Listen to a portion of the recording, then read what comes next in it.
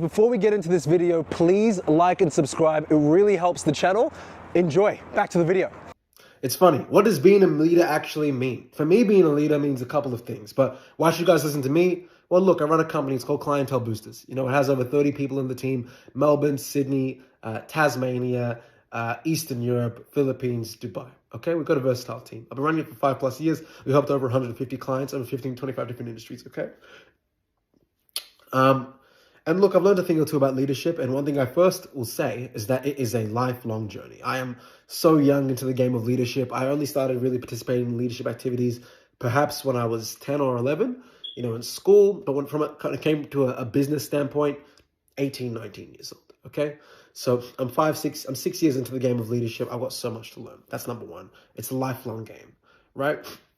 The second thing I've learned is that you actually can't, your team will never grow, or your business cannot grow past your level of personal growth. So I'll give you an example. When I was 20 years old, I had the goal of reading 80 books in the year. I hit about 61 books. But whilst I was also reading all those books, I also set up on a goal just to like get as much knowledge in me. So I'll take a lot of courses and online courses and free courses and paid courses on things like Facebook ads and personal development and neurolinguistic programming and sales and mindset and Snapchat and TikTok and all these other things, other industries, right? And it was great because at that time, you know, my agency was just before March 2020, about to hit its first 10K month. COVID happened, pretty much was back to like $1,000, a couple $100 a month. And I realized the skill deficiency that I had. So time goes by, I get some corporate jobs. And, you know, by the time it's 2021, I get really sick. I push myself too hard. And I realized that my biggest deficiency at the time was actually cold calling. And it's funny because that was something that I had avoided. Okay. So I work at a really fast growing tech company called Podium when I was younger for about 9 months. And I was able to really hone in and sharpen my cold calling skills because I was cold calling through COVID. Okay. And to do that was tough, but built resilience. Whew! It built some resilience. So now fast forward 2-3 years later, cold calling's whatever to me. It's second nature. Yeah. Easy. Like psychologically, it's not that hard for me. I can deal with the uncertainty and I know it's a volume game essentially and the skill. But I could not get back at 21 to the 10K a month of my agency at that time because there was the skill gap of the cold calling, you know, and cold calling got me to like my first 20K a month. You know what I mean? By like 23-ish years old. So again, the benefit was I needed to level up to a certain level to then get my business to a certain level of revenue.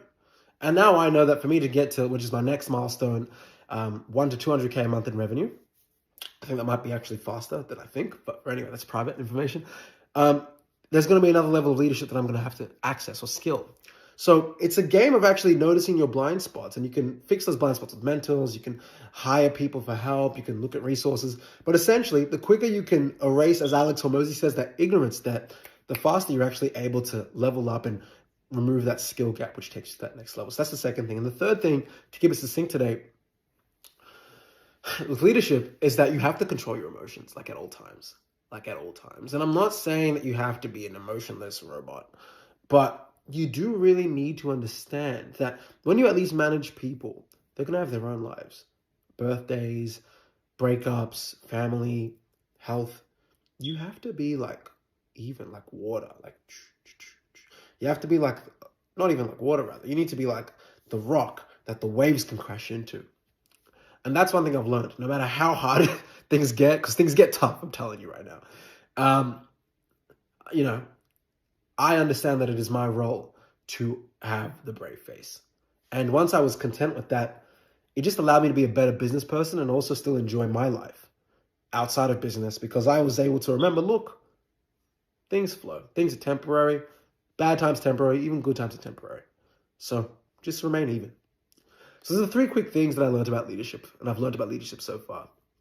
And before I turn 25, I'll make a video about the things that I learned before turning 25, because there's a couple of those things. But these are a few quick things that have given me a lot of perspective and hopefully give you guys perspective as well. Now, if you like content like this, like, share, subscribe, comment, and yeah, hopefully you guys can integrate these things into your leadership. And if you're already doing them, more life, more power to you. As always, think mega. Take care. Guys, I hope you've enjoyed that video. If you liked it and you got something from it, or even if you didn't, please like, share, subscribe, and drop a comment. It really helps the algorithm favor this channel. And the more you support us, the more we can give you guys more extreme levels of value throughout 2025 and beyond. Looking forward to the next episode and being able to serve you guys. And as always, think mega. Take care.